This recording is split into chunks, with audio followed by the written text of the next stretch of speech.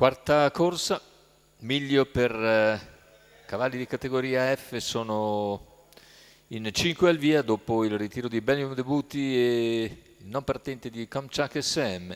Questo lo schieramento: 1 Cico dei Daltri, 2 Kraken AS, 4 Taiga Woodland, 5 Attalo, 6 Voodoo dei Greppi.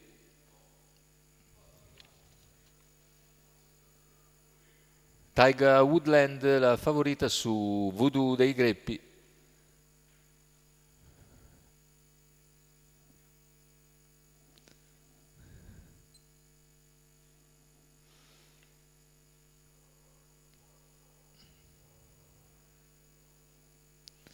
Partenza alla velocità di Taiga Woodland che sopravanza in breve Cico dei Daltri, mentre cerca posizione Kraken S, la trova in terza davanti a Attalo e Voodoo dei Greppi. In vantaggio Taiga Woodland dopo 200 metri coperti in 14,7. Rimane in scia Cico dei Daltri, concede qualcosa invece Kraken S,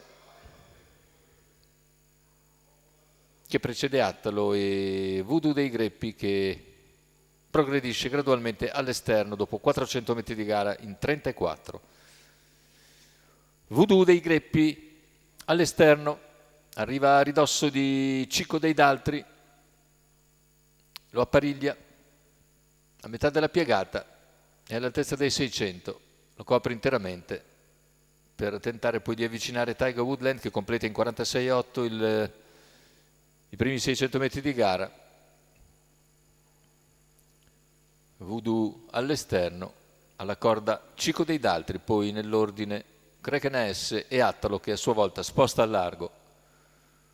Intanto 1,1,7 il passaggio agli 800, metà della penultima piegata con Taiga Woodland che si mantiene in vantaggio. Voodoo dei Greppi ora spinge all'esterno, sopravanza parzialmente Cico dei Daltri, il chilometro se ne va in 1,16,4 con 14,7 di parziale, siamo ora a 500 dall'arrivo,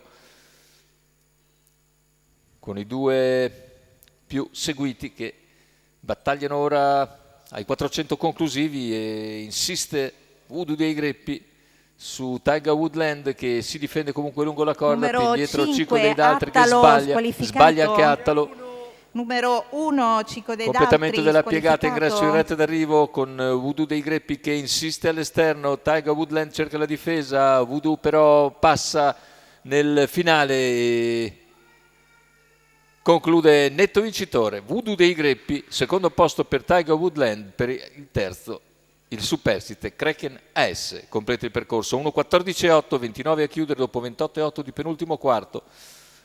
Il successo per Carmine Piscuoglio, insalchia Voodoo dei Greppi che vince bene bene contro Taiga Woodland.